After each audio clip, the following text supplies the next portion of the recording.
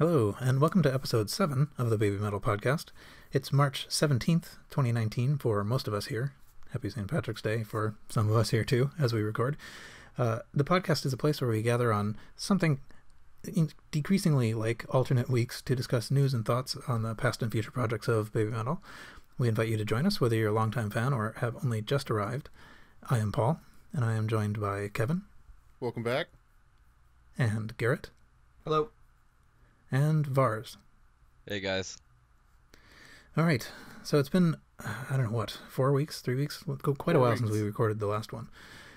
So there are a few things that have happened. We'll talk about those few things, probably like 4 or 5 of them. And then the last sort of major thing I wanted to have us talk about is just things related to Doki Doki Morning. So I've got written all kinds of notes about this, and we've all kind of thought about it a little bit, I think. And we have no idea how that's going to go, but there's got to be something interesting to talk about, and so we will do that later. But first we can do a little bit of news. So one thing that has happened since we recorded last is the 2019 opened. So there's this year's The One item is a new t-shirt, actually with a choice of sizes this time. Hooray! So that's nice. It doesn't have to be giant. And quite amusingly, they announced this and then they ran out. Yeah. So don't know what the deal is with that. If you are an existing The One member, you can also get a sticker with it. So that's cool. Did anybody buy it? Oh, yeah. No, I did not. Nope. I haven't either. I'm undecided. I got bigger bills to pay for right now. No, I got in before they sold out the first time, and had a sticker should be coming as well. So Oh, That's nice. Nice one. the t-shirt looks nice. I don't know. What did you think of it? I thought it I like looked okay, Yeah, I like it better than a beach towel. for sure. I was And I just like it better than speculating the about oversized it. shirt. Yeah. I Yeah. shouldn't Well, have to get my t-shirt tailored to enjoy it. right. Yeah, it's. I mean, like the layout seems pretty much like the 2017 shirt, I guess. Yeah. It's just got a somewhat different design, and there's also kinds of interesting sort of speculation that one can do about that. I don't know. So how deeply did you want to look into the design? Do we need to dive into a t-shirt design at this point? Well, there is the pyramid thing that was that came up with the New Year's post that's on the t-shirt. So it seems to be part of the 2019 theme. Looks like it, yeah. The sticker too, I think, has that design on it.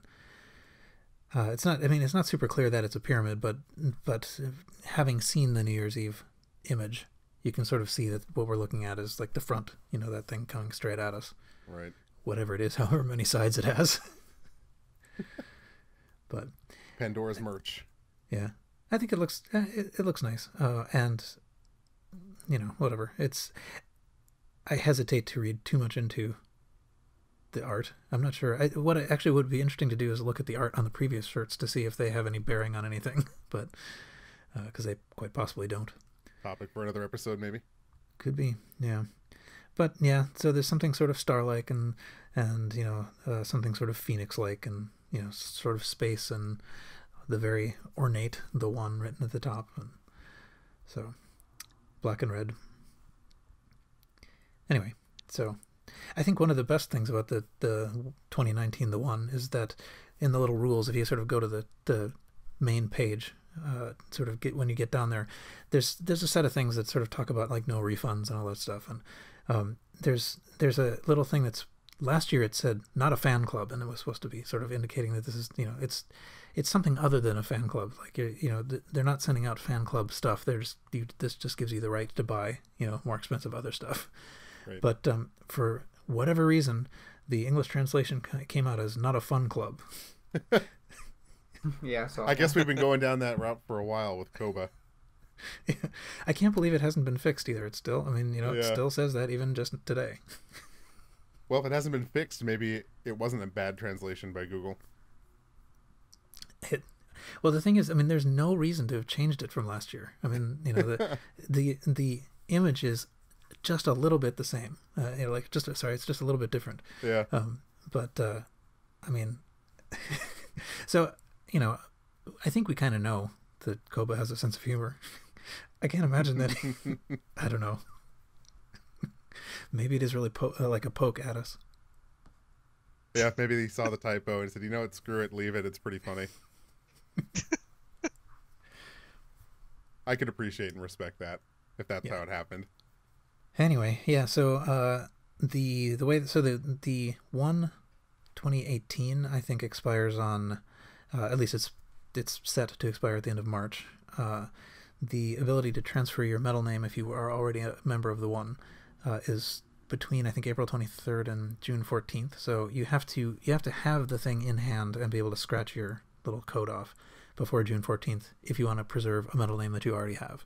Right. That probably doesn't matter to many people, but all right. I think that's probably about it. I mean, I guess maybe one other thing I would say about that is that, you know, things are apart from maybe questions about having announced not very many shows. Have we talked about the fact that they announced Summer Sonic? Yes, we have. We must have, but that's the only one so far. But at least for more. What? Sorry. Hoping for more. Absolutely. But at least, you know, the one 2019 is, you know, it's showing us some forward momentum. So, and of course, there's all kinds of crankiness amongst the people that I read about, like, well, is this going to be worth it? Was there, you know, whatever, $40 T-shirt? Yeah, it's kind of why I haven't bought the T-shirt yet. Yeah. I'm foolishly optimistic, perhaps. Anyway, anything else anyone wants to say about that? Nope, I don't think so. Nope. All right. Then I think we'll move on to the next little bit of news. I forget exactly when it was. I should have marked this down, but not long ago, days ago, Gimme Chocolate hit 100 million views on YouTube. And that's pretty amazing. I mean, you know, nothing happened as a result. Except all the people getting upset that nothing happened. No tweet, no Instagram story, nothing. Yeah. It's still fresh enough that if they, you know, even if on Fox Day they announce, you know, hooray, we got it, that's okay, that's close enough. But we did pass that milestone a little while ago. It was last Saturday. Yeah. Okay. Yeah. So that's a week ago now. 8 days ago. Yeah. Yes, Magitsune would be the next one. That's good. But I think that's at like 50 or 60 or something. It's, you know, it's not very close. So anyway, cool. I hesitate to mention the next thing, but I think I'll mention it anyway. So one thing that happened actually just quite recently, March 10th, there is a Kalas vocal and dance school, which has among its members Saya Hirai and Kotono Omori. They were among the people who were the many dancers in the Japanese shows, and Saya is the one who was the third in Australia, right? And and Singapore, is that right? Yes. Yes. And so I'm not completely clear on what, you know, like all of how this performance school works exactly, but at least Saya and possibly Kotono also graduated in this ceremony, or at least like they were finished at this point, and so they were giving sort of a performance as it ended.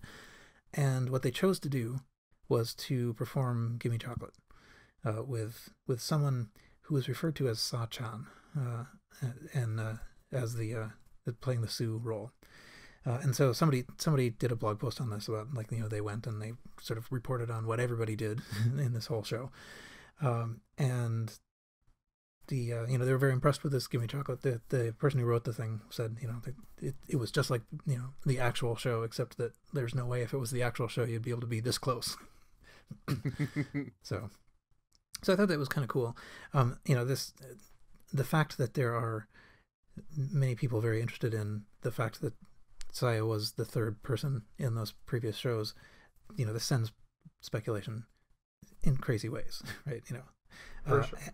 And whatever, I have thoughts about this, but did anyone want to report their thoughts? I'm hesitant to get too deep into this, but Yeah, I don't know if it's really worth getting into. I mean, let's look at this in context. They're at a school for dance. When I was a teenager graduating from high school or graduating anything, if I had something I already knew that I could use for a project, like say I had to give a performance and I already had something in my pocket prepared, ready to go, not to mention something coordinated or choreographed by arguably the best choreographer in Japan, would I reuse that work and get credit for it without having to do extra work of learning a new song? I definitely would have at 18, right? yeah, For sure. So I really don't think there's anything there other than, hey, that's pretty neat. Yeah. That we got to see a basically professional rendition or cover of Gimme Chocolate. Yeah, that's roughly what I was thinking too. It could very easily be their last shot at doing that, right? So Yeah, might as well take advantage of it. Absolutely. If either of them were planning on doing this indefinitely into the future, why bother? Yeah. So, anyway, Yeah. Another great point. that's my grumpy take on it. That doesn't match a lot of what people are saying, but have I totally shut down you, Vars and Garrett? What do you think? I think it's great. I think it's cool to hear that she's doing stuff like that still, even though she's not an official part of the band. Even though I feel like she would fill a spot easily. Yeah. I want to believe that it's like a statement that she's saying, hey, I can do this perfectly. I'm going to impress people by doing it at my school, graduating, and hopefully that gets her a little bit further. But, I mean, it could also be what Grab said, is I'll reuse material. She already knows it's easy peasy lemon squeezy. Totally. I go both ways on this. I've done it. Yeah. Me too. I've done this before. Just without diving too deep into my background, I'm a photographer. I do it for fun. I took photography classes in college. I definitely turned in old photos that matched the project assignment. Yeah, right. And that's kind of what I feel is, I don't know, I'm going to say maybe a probable outcome or reason that this was done for them at their graduation. Yeah, could be. I mean, the other thing that occurred to me is like maybe they're just saying, maybe they're trying to catch Koba's attention. Maybe. So, Well, I would say to that then, haven't they already by having performed live, right? Yeah. Especially Saya. Saya Oh, yeah. touring with them. Why would they need to, quote, prove themselves to Koba when they've just already remind them. performed? It's like, hey, we're still here. Yeah. Anyway, what I do you don't think, know. Vars? Should I? Don't get your hopes up. I just think, I don't know. I think it shows that they like baby metal and they're appreciative. I can't even say words right now. It shows that they're wise. Yes, they love baby metal. That this is the funniest news ever. Yeah. Anyway, yeah. So as far as we know, there's nothing really except that that blog report. So there's no photos or recordings or anything like that, and that that's fine. But Unfortunate. yeah. Okay. The next thing I had written as a topic in the show notes was just to mention that we had a couple of different art print releases. So John McMurtrie released a trio of prints. I forget actually so I guess he did Sue Metal first. Yes. And then and so the style of this is it's kind of like faux 3D, like red green 3D, red blue, I guess. Yes. Is it red green or red blue? I don't know, but Red blue. yeah. And so there's the image is kind of just like slightly horizontally shifted in two versions, with red on one side and blue on the other, and it looks they look nice. I'm sure that it would give you an instant migraine if you looked at it with actual glasses on, because because the solid colors are different on the two sides. Yes, that's it. And so soon after the Su Metal one, there was a Moa Metal one. These were limited to 50.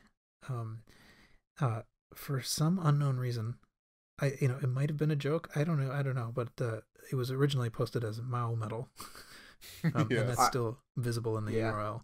I saw that. And then it seemed like he wasn't clear that it was a good idea to release Yui.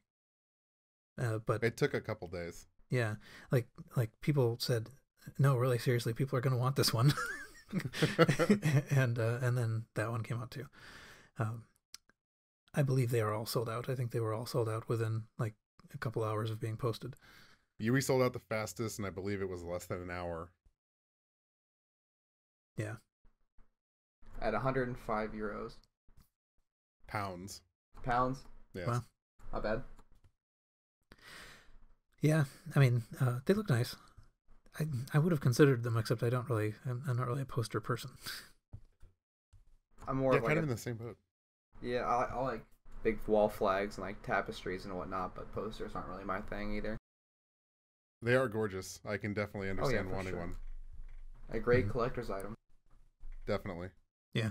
I think, did he release these same prints non-3D like a year or two ago? The same photo set? These photos did look familiar. I don't know if it was by the same guy. I'm reasonably certain it was by the same guy. He's released photos of them in the past. Yeah. I know that. I'm not sure if these are, the same base photos or not. I found Right. a bunch of others on his website, but none of them are the same. Yeah.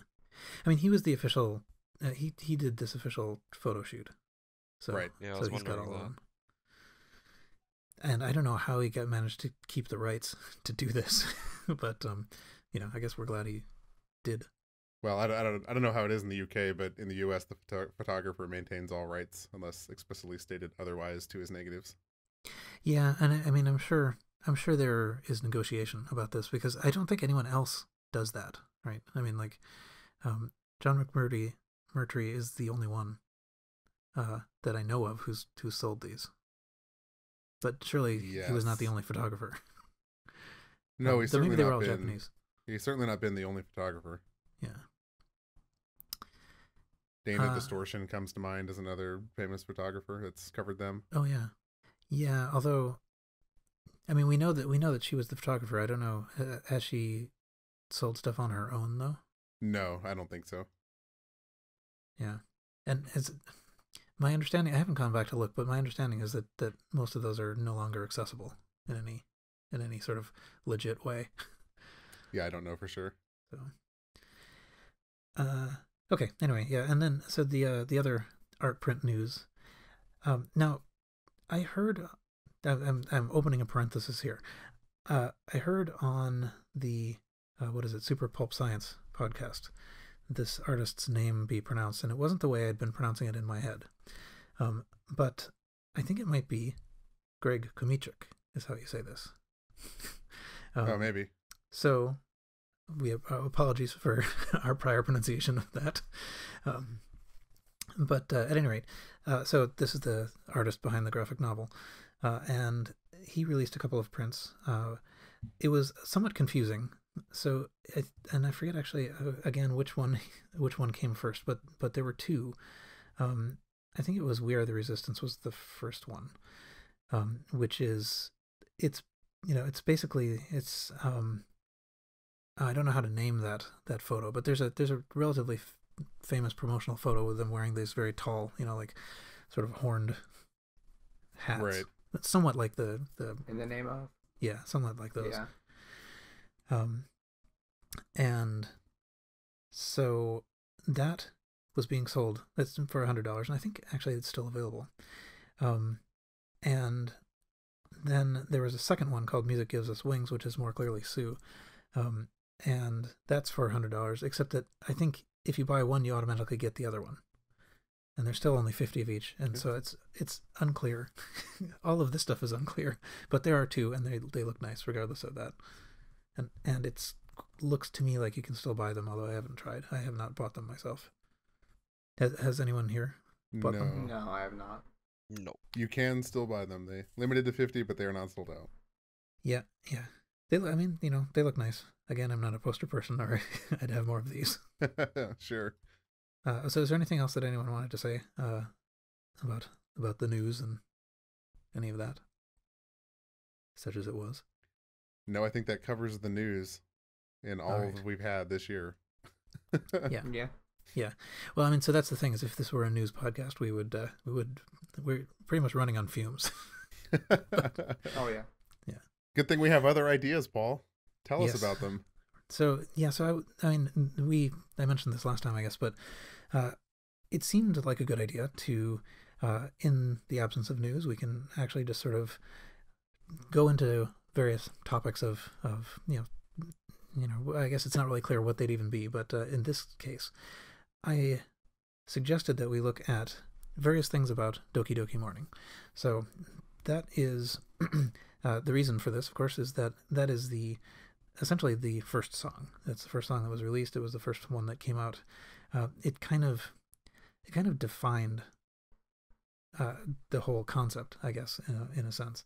So it might be interesting to look at things about its first performance and things about the video, the commentary. There's a whole bunch of sort of like video evidence we can talk about the different performances, and maybe a little bit about the lyrics and things. And I don't actually have a very good plan about how to go through this. I don't really want to just be talking the whole time. So Sure. Mm-hmm. I guess maybe though we could just say that the very first recorded performance of this was at the Yokohama Red Brick Warehouse, which and it appears in this sort of like abridged edition in the Sakura Gakuin Smile, the first live Smile documentary DVD. So we don't even have the whole thing as far as I know, but it sort of cuts out partway through. But so did you guys watch that? Did you have any thoughts you wanted to say about that? Yeah, I've watched it a bunch. Yeah, I've seen it. The infamous Moa false start coming in a couple of measures early. The very first thing that basically happened in this whole group is an error. Yep, I love it. Mm-hmm. As somebody I've been a musician for a long time, and I've definitely been there. And it's one of those things, I got to wonder if she wakes up in the middle of the night still in a cold sweat having nightmares about that. Yeah. It's it's somewhat endearing, but I hadn't noticed it really the first couple times I'd seen it, but I mean it's so obvious. Yeah. But yeah, so she kind of like starts the choreography something like two measures early. Mm-hmm. And so everybody else is just kind of standing still and she's waving her arms around.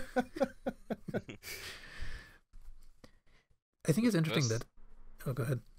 The first thing I always notice when I watch this video, I think I've seen it many times before, is the white t-shirt guy. Yes. Yes. The original fan. He makes several appearances. He does actually, yeah. It would be really pretty interesting to have been there at that like little tiny show, but who knows? How would you know to go? I mean, it's amazing. Yeah, well, history was started right there. One of the things I wanted to look at, and then didn't really in a very sophisticated way, was just to see if there's any real evolution of the choreography. But it really looks pretty much the same. I mean, it's kind of amazing that they never really changed it. That they mastered it that well at the outset. Sure. Yeah, there's other songs that have seen little tweaks, additions, removals kind of over the years as they've grown up. But I think this is kind of a staple. It hasn't really changed. Yeah. One thought I had on the general choreography on it is I'm always a little bit annoyed. Almost every, I guess maybe fan cams don't do this, but almost every pro shot seems to really kind of blow that the sort of the part where they all like fall on the ground and are like sleeping and then wake up in this like nice sequence. It's like 1, 2, 3. And but the camera's always on just one person. So you never you almost never get that effect. You can kind of get it on this first one. Well, my gripe with all of the live DVDs just about is the chaotic editing. Just about all of them have. You don't get a shot longer than a few seconds, it seems like, in any given song. So frustrating.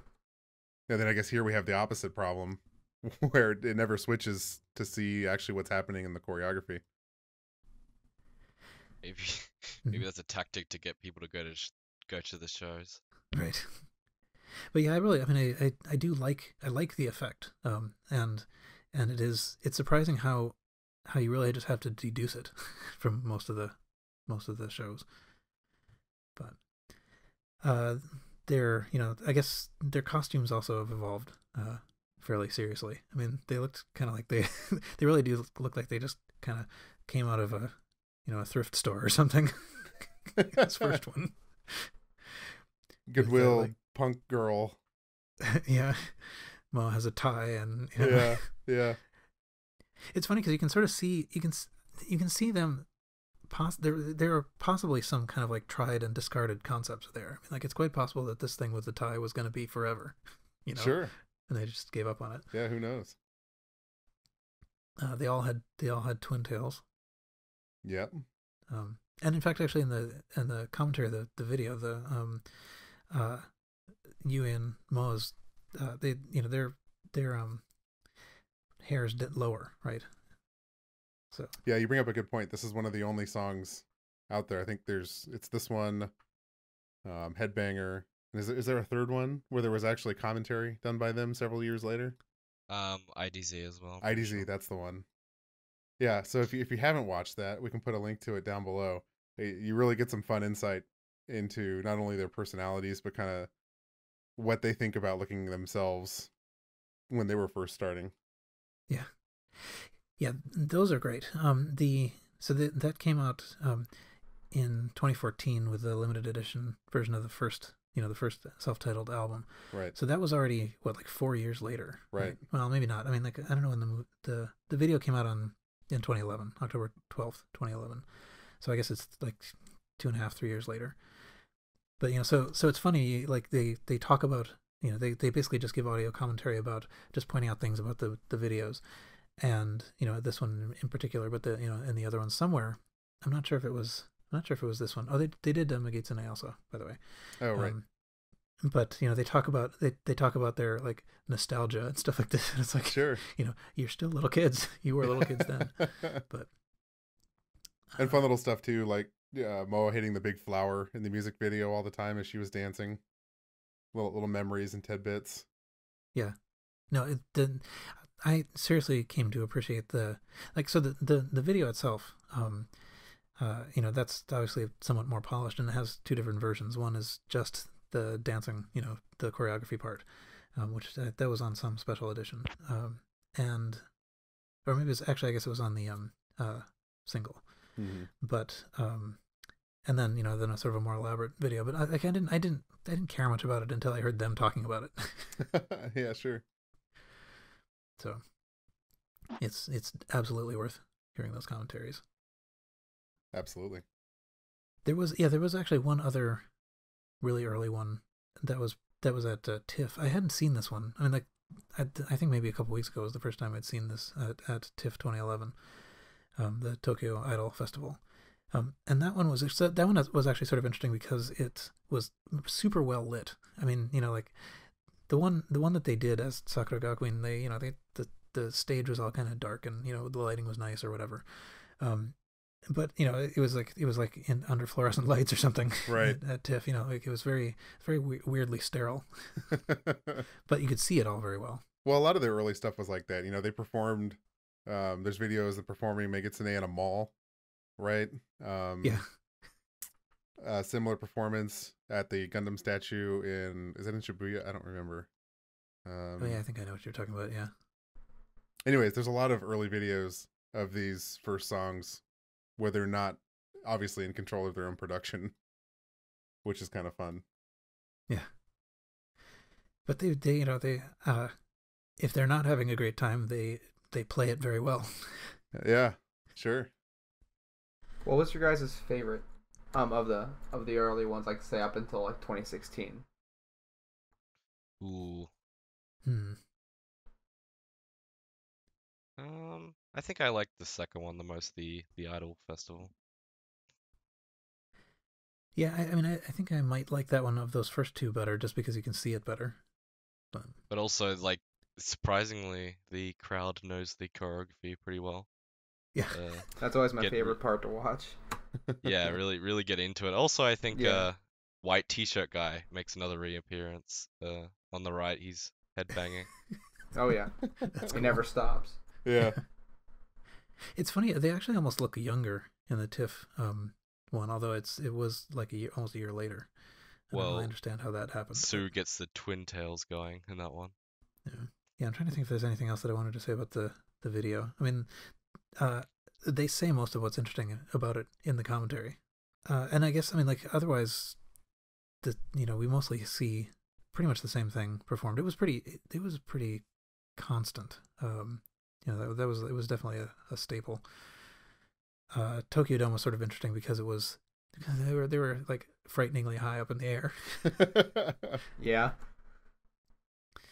Uh, I think that's probably one of my favorite stages they've ever had at any of their shows. Definitely. It's hard to beat the production value of Tokyo Dome and the spectacle Honestly. of being in that arena. Could you imagine being up there like as them, seeing all those people and still nailing it? yeah. Feels good, man. I can't, and that's why you see Moa shed a tear, I think, at the beginning of the show Oh, when they yeah. come down the elevator. I can't imagine how overwhelming and what that must feel like. Yeah. Hey, we made it. We're performing at a sold-out Tokyo Dome. That's pretty incredible. Yeah. That was the biggest show, right, that they've done to date? Like, In the most terms people of- at one night? Yes. Yeah. By many thousand, I think.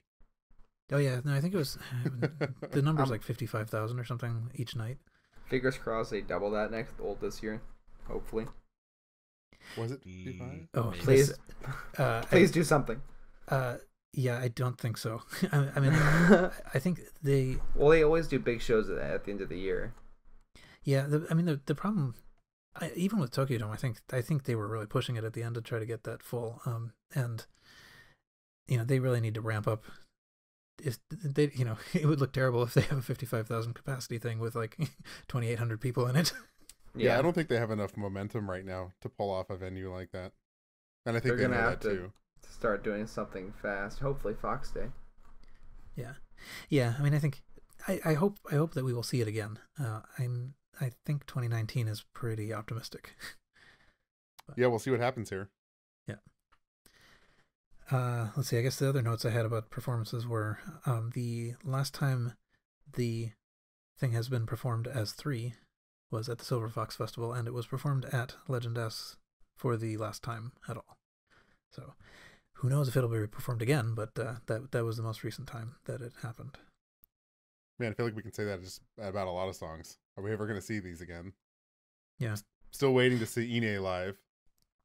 I mean, I think Doki Doki Morning has this like special status because it was the first one. Though I was looking at, looking through some interviews with Koba, and I think there was still, there were a few things ready to go, and I don't think that Doki Doki Morning did not have to be the first one. I think he was toying with the idea of having Ijime Dame Zetai be the first one, but that was too big of a shock. Maybe. So this one, that's another thing that I kind of wanted to talk about maybe at some point, is like the structure of the song, like the, to what degree it is poppy, to what degree it is characterizing them. I don't know if anyone has any real insights into that. Garrett, I know you're a musician, right? What do you think of this? Yeah, I was comparing like their music video audio to the like live performances. You can still hear like they tried in the mix and like in the recording studio. Like it sounds good guitar wise, but live it sounds so much more meatier and more metal. My metalhead side always leans towards like the live performances because they have real musicians backing them up live right then and there, not processed or anything. So I feel like it sounds better on like the live stuff. So, yeah, live always better for sure. Yeah, I think it's interesting, Paul, that you brought up you think that Koba was toying with the idea of making IDZ the first single rather than this song. Because I think Doki Doki Morning, if you are new to the band and you're in 2010 listening to this for the first time, it's very regimented, right? Like it's cute pop with synthesizer in the background for I don't however long, a verse, and then you get a bridge that's in your face metal, then you get another verse that's back to cute pop, right? Yeah. So without blending it all together, it's really clear, I think, what statement is trying to be made with this type of music in Doki Doki Morning. Mm-hmm. Yeah, and I mean, like, I think you're right that it isn't very blended. I mean, like, I still think it works, but you know, as things progressed, it became more of a unified thing. It was really, I think there was a sense in which it was really, you know, trying to bring in the pop people, but also, you know, it's just being a little bit shocking. It's not, yeah, I don't know. It's sort of simplistic. It's very simple from a song structure standpoint, especially when you compare it to stuff on the second album, for example. Mm-hmm. Well, you got to think, like, technology has come so far since 2011 when they dropped the music video. They could do so much more with After Effects and whatnot today than they could in 2010, 2011 when they were recording this. Yeah. There's so much more potential nowadays for greatness, even though not live. Like Starlight being a great example. Starlight sounds great on the record and live, as far as we know. Yes. Assumption on the live part. Right. So we've been told. Yeah. Yeah. Yeah, I think so. There was something else. Unfortunately, I was really only kind of skimming these Koba interviews, but something else he was saying in one of these was essentially that it's not like there haven't been just pop songs that have like a little, like, you know, guitar solo, you know, in the middle or whatever, you know, like, sure. He really did want this to be something that it wasn't just that, you know, like pop heavy bit pop, you know, that he was really trying to do things that really did bring in something that felt to him like metal. And yeah, I think you know, Doki Doki Morning still just rides along the edge, but although, I mean, I think, you know, IDZ he really did do that at that point. Yes, I agree with that. I was kind of curious too about the lyrics, and so I kind of dove into that a little bit more than maybe everyone else did. For sure. But so I mean, like, I think we all have kind of like a basic idea of what the lyrics are. The snip snip. Yeah, right. So I mean, like, there's the Do Metal blog, dometalblogspot.com, has translations of almost all of the lyrics for all of the songs, and really well annotated, and they're great. And so those, you know, those I think do a pretty good job of kind of communicating just essentially what is being said. And you know, whatever, we kind of get the idea. It's, you know, it's morning and we don't want to wake up and whatever. But don't rush. But hurry up. And so then, weirdly, I don't know why the two main sort of like go-to translator people for this both have names that start with DU, but there's Dwayne Metal on YouTube, who is so I'm not actually sure where he teaches, but he I think he teaches Japanese in some university. It's in LA, I think. Oh, so he's not in Japan?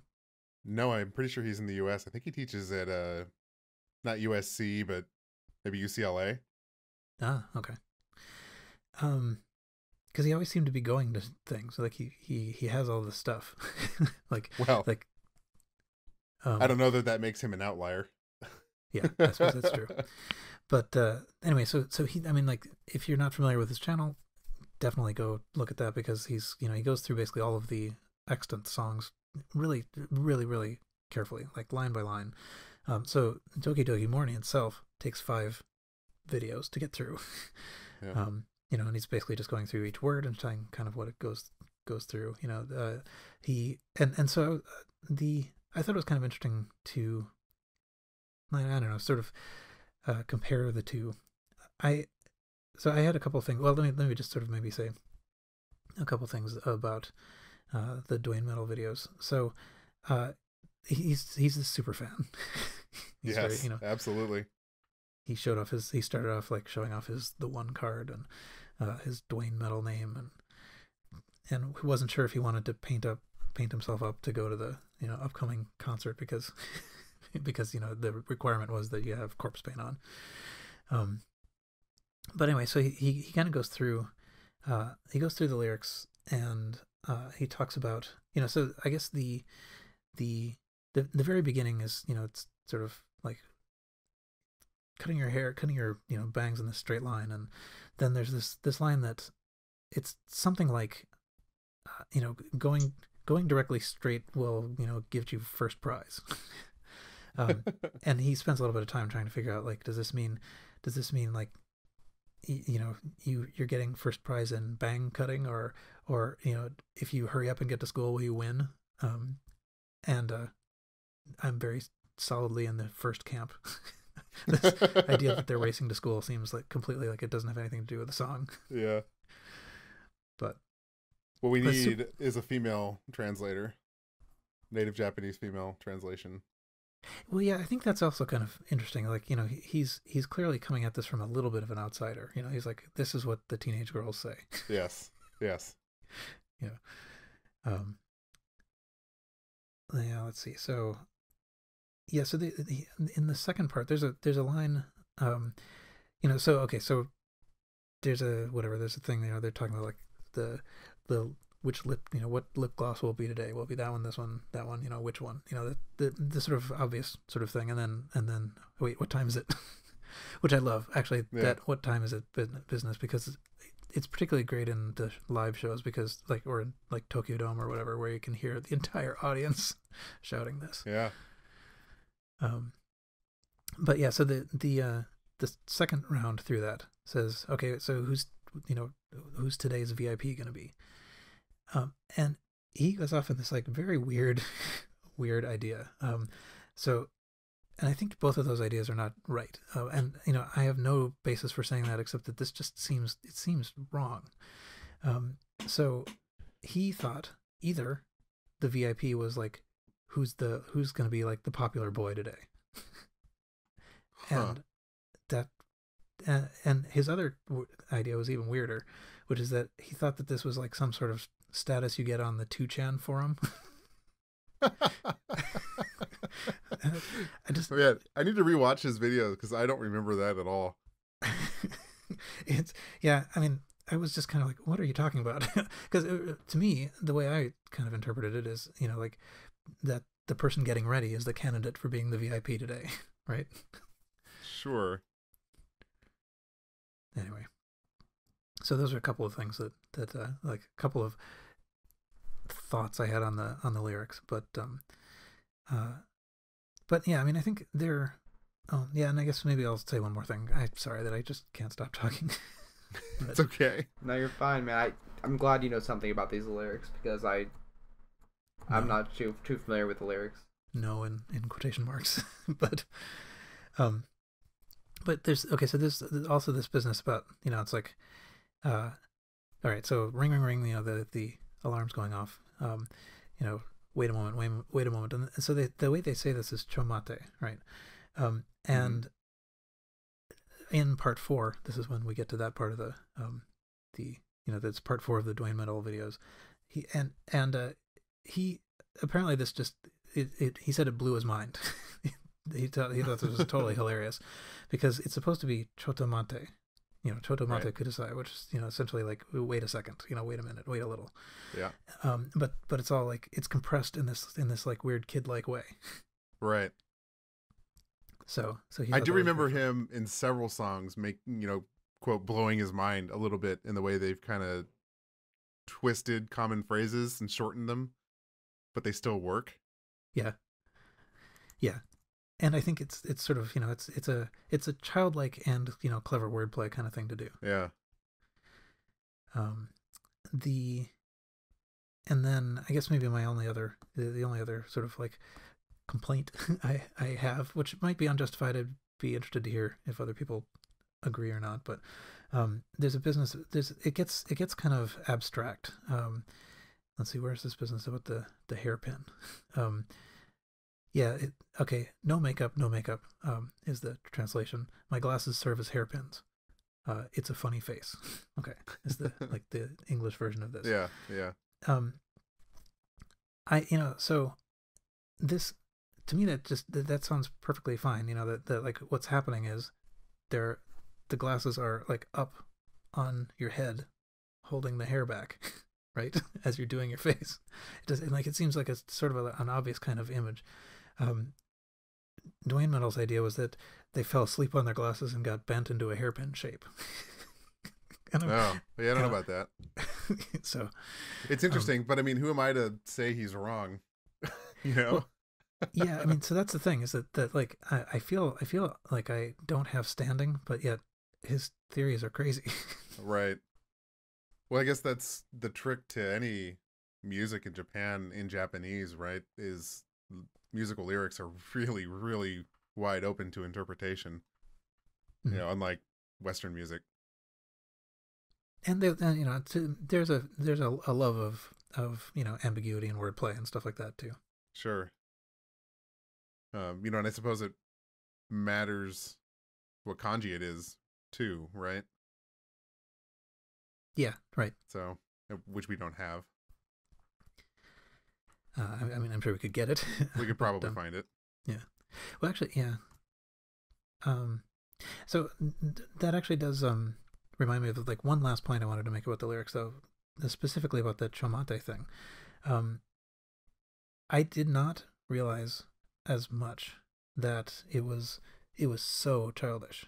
I mean, like it's not just there are questions about like, oh well, are these topics only topics that little kids sing about, and is it appropriate for them to keep singing it when they're older, like whatever, getting money from your dad or whatever. But yeah. But here, I mean, like, I didn't quite realize that it is really just like little kid talk, to an extent that it starts seeming kind of weird. Sure. 21-year-old people are singing this stuff. I think that's a really interesting point you bring up, and I think a lot of people forget, especially when they complain about songs kind of disappearing and maybe not being sung. We all hold these songs pretty dear. They're all pretty great. I love listening to them. But I think you're right. At some point, it does get kind of weird. Yeah, and it's not just a matter of like, whatever. Like, I think the topic, the subject matter is sort of evergreen, right? I mean, like, sure, we can all identify with this. Like, I just don't want to wake up. Yeah. How's it going, everyone else? Well, it's going good. I'm speechless right now. Like, I don't know what to say. I've learned so much. Yeah. Well, so here's something maybe we can segue into. Before we started recording, we were just kind of having our little pre-production meeting, planning the episode, making sure we knew what we were doing. Garrett mentioned that this isn't your favorite song, Doki Doki Morning. No. And I kind of want to know why. I think that's interesting. Ooh. I've never really been too enthralled with the whole childish side of baby metal. Like, I think it's great to look back on the history, and I love talking about it. But I enjoy their newer music more. I like the heavier stuff. I like EDM and stuff on the side. Like, I don't mind like the sound of Ine or Doki Doki Morning, but it's definitely not one. It's not on any of my playlists. It's one of those songs like, oh, I want to hear that, and then I specifically go out for it. Interesting. So I guess are you in the camp then too that if you never heard this live again or they stopped playing it, do you think it's weird that they would still play it because of how much older they are? I feel like they have to stop at some point. They can't play their first song forever, right? Well, I don't know. Metallica's been playing. I mean, they can try, but eventually it's gonna be how they're playing Doki Doki Morning again. Heard this one 100,000 times. Well, I mean, you don't think Gimme Chocolate's gonna be just like that? I assume they'll phase that one out relatively soon too, and hopefully 5 or 10 years down the road, I feel like they'll bring them back. I feel like they're going through a period of sort of not putting the older songs in as much. Like, it's kind of a lot of bands do that, from the first album. They're not putting in the songs as much. They want to play the new stuff. And then I feel like eventually in the future they will bringing the old stuff again. Oh yeah, I agree. And don't get me wrong, I would have loved to see Doki Doki Morning live. Same, Unfortunately, I never got to, but I'm not brokenhearted that I didn't. I'll mosh I'm so thankful hard I got that to song. see Tattoo and Distortion live. To me, that's far more valuable. That's an interesting perspective. I'm willing to bet that clashes with a lot of people that have been fans maybe longer than us. Oh, for collectively. sure. But that's the thing Definitely. about opinions. Everybody has one. Sure. Yeah. No, it could be. I mean, the problem is, I guess, I wouldn't say that it's my favorite song either. Like, I don't often specifically go to it, but I never skip it. Like, I'm always happy when it's playing. Yeah, So. for sure. I'm not ashamed to admit, in my first months as a fan, I actually made that my alarm in the morning. Yep. It just seemed really fitting. Ring, ring, ring. Yeah. Why not? And I'm still not tired of it. I'm not gonna lie, I bob my head a lot to that song. Yeah. It's an interesting visual, though. I don't know. We were talking about, is it weird? Is it not weird? Because it's such young lyrics. It's just, very childish. I had an interesting just kind of visual in my mind. If they're doing if they do like a reunion tour in 25 years or something like that, long after they've gone on to other things and playing this song, maybe in their early 40s. Yeah, that was just a excellent. really weird, interesting visual I had go through my head.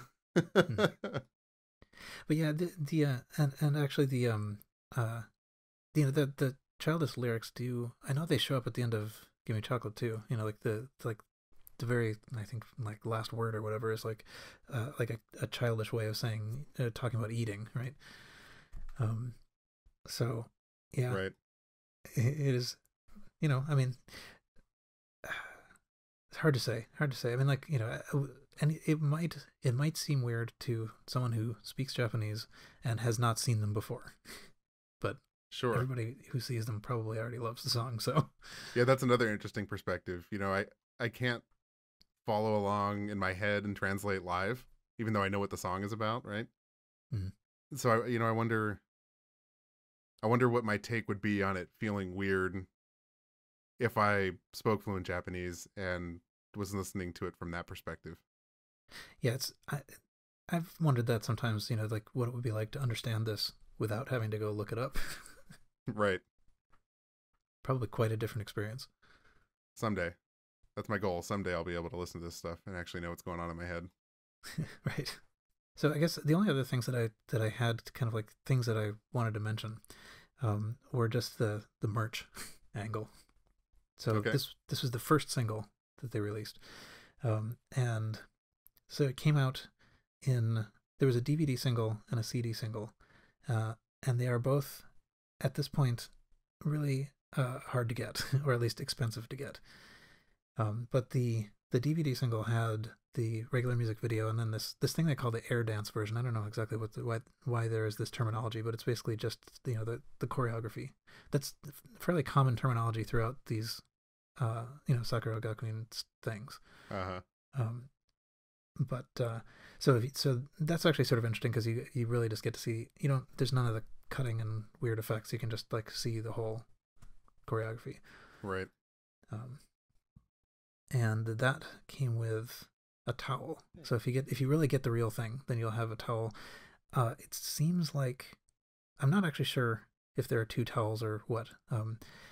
It might be that they have one towel that has the Jonbu, the Heavy Music Club Records logo on it, and another one that has the BABYMETAL logo on it, or maybe that's one towel and two sides. I'm not actually sure. Yeah, I don't think I've actually seen that towel.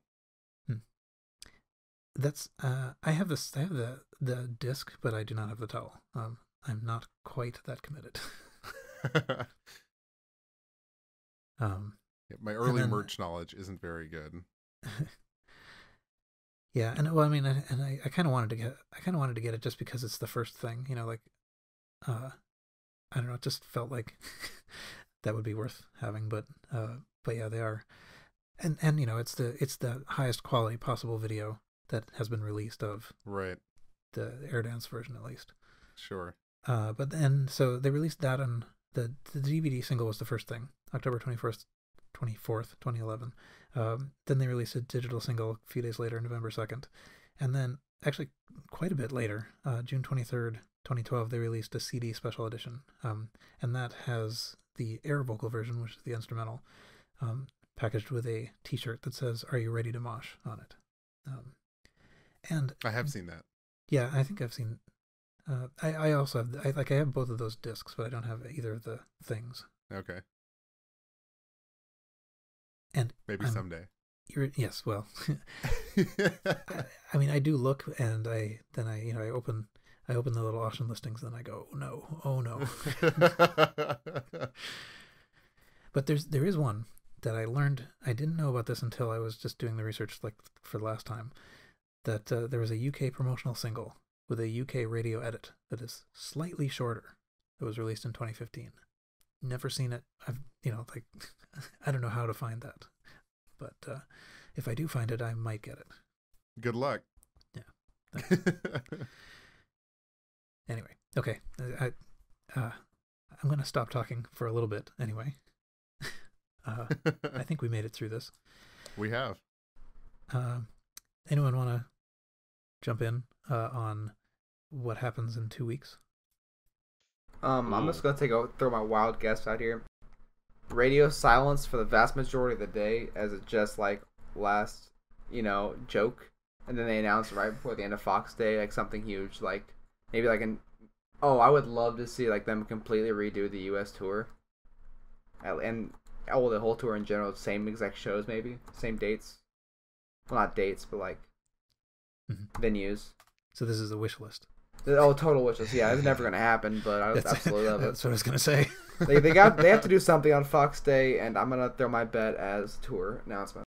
Well, I'm just gonna drop it now and say I am very sure it's gonna be an album announcement. Why not both?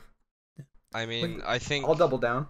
Because they've already done a world tour last year. It's kind of, I feel like they will do a lot of shows this year. I don't expect a world tour that quickly. I feel like there might be one next year after the album gets a lot of buzz. But I feel like BABYMETAL at this point is very overdue for music, and they've been teasing a lot of music, and they just need an album now.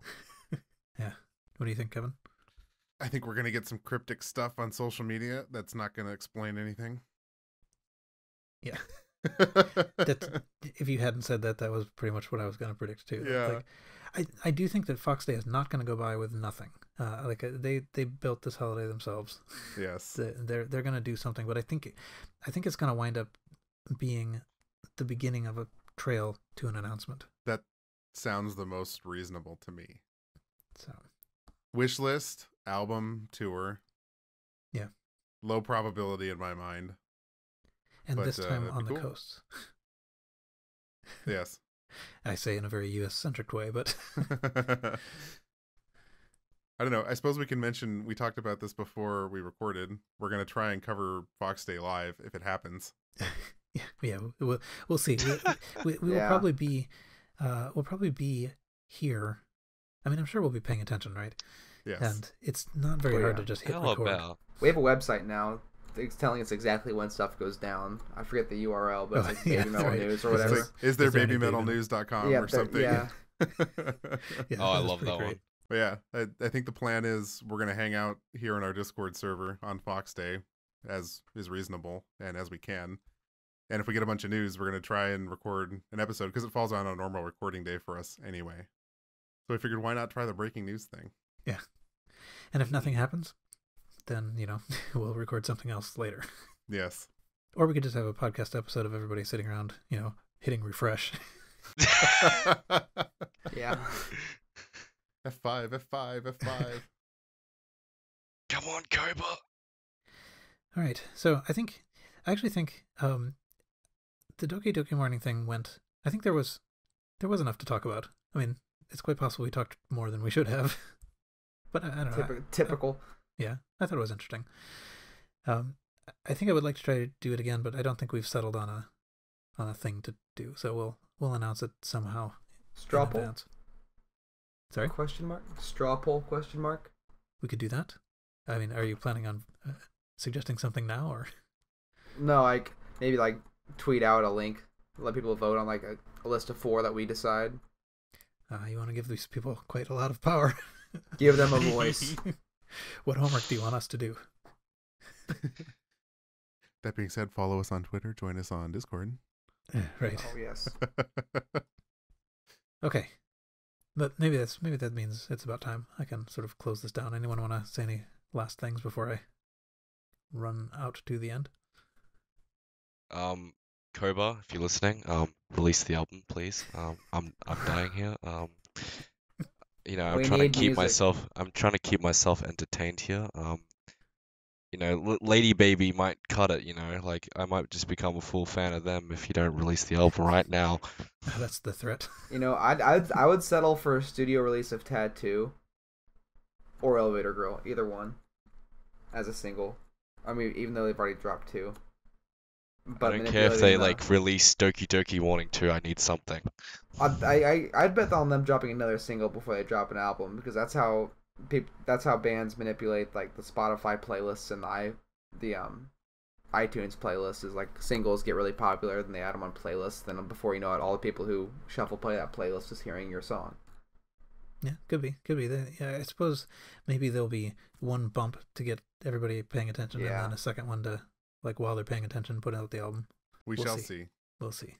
Next year, when we listen back on this, we will laugh and laugh. Oh, hopefully. Yeah. Or cry and cry. Who knows? Back then when we were so optimistic. All right. Well, play us off. I guess that is it for this episode. You can join us on the Baby Metal Podcast Discord to continue this conversation. Rating the podcast on whatever platform you listen to it on will help people find it, so please do that. We will be back here in about 2 weeks for Fox Day, and we hope you will join us. And until then, see you